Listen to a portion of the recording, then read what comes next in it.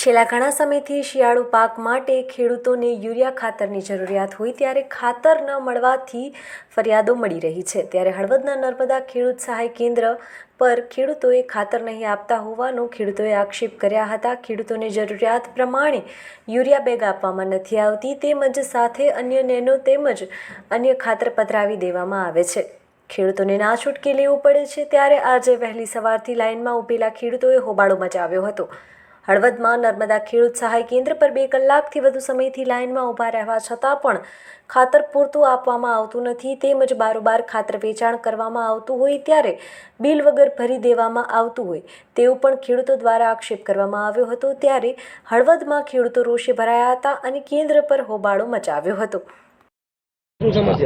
અઘારા ધ્યામાભાઈ કરશનભાઈ શક્તિનગર બરોબર। મારે ઉરિયાની જરૂર છે 20 દિવસથી ઉરિયા આવું પણ આ ઉરિયા નથી કે ના જ પાડે ઉરિયા ચોખ્ખી ના જ પાડે નથી હે જ નહીં વેચી ગયું એમ જ કે દઈ દીધું ઉરિયા બરોબર 20-25 દી ત્યાં આવે છે અને વચ્ચે કે 10 વાય આપીને 5 વાય આપીને વચ્ચે ગલકાત પોરવાના હંધાય અને ઉરિયાની જરૂર છે ને ઉરિયા હે નહીં એમ જ કે અને સટરિયા ભરી ગયા હતા 3 એમના બિલ વગર 3 સટરિયા ભરી ગયા।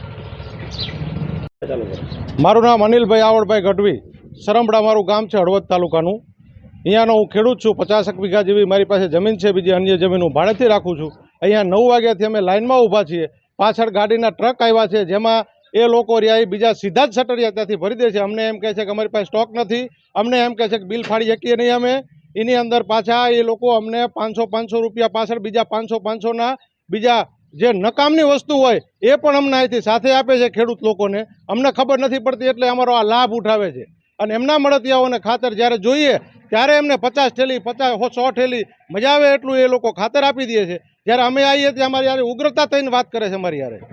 એટલે અમે આ પત્રકારોના માધ્યમથી આ પબ્લિકને અને બધાને જાગૃત કરવા માગીએ છીએ કે અમારી પાછળ કંઈક જોવો। અમે આ ખેડૂત છીએ, કાળી મજૂરી કરીએ છીએ અને અમને યોગ્ય સમયે ખાતર નહીં મળે અમે ઘઉં કેવી રીતે પકવશું, અમે જીરું કેવી રીતે પકવશું, અમે ધાણી કેવી રીતે પકવશું। આ અમારી ખેડૂતોની વેદના છે અને અમારી વેદના આજે કોઈ સાંભળવા માટે તૈયાર નથી।